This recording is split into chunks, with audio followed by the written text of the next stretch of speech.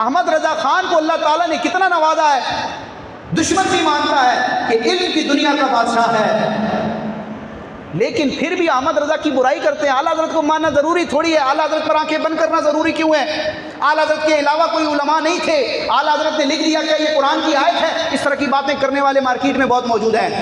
تو اعلیٰ حضرت امام اہل سنت کے دور میں بھی ایسے لوگ تھے۔ اعلیٰ حضرت نے جب دیکھا کہ یہ مخالف ہو رہے ہیں لوگ، وجہ کیا ہے، غور کیا، پتہ چلا کہ حق بیان کر رہا ہوں تو یہ حق کے دشمن ہیں۔ سنیت سے کھٹ کے سر کی آنکھ میں پھول ہو کر بن گئے کیا خار ہم، کہ اللہ نے ہم کو پھول بنایا تھا لیکن دشمن کی آنکھ میں ہم خار بن کر چکتے ہیں۔ تو برے صغیر میں بدعات کا، غیر شرعی کاموں کا رد کرنے والا اگر کوئی مرد کلندر 14ویں صدی میں ہے تو سب سے بڑا نام امام احمد رضا خان کا ہے۔ کھل کے رضا ہے خنجر خونخوار بردبار، آداب سے کہہ دو خیر برائے نشر کرے، کیونکہ وہ رضا کے نیزے گئی مار ہے کہ عدو کے سینے میں غار ہے، کسی چارہ جوئی کا وار ہے کہ یہ وار وار سے پار ہے۔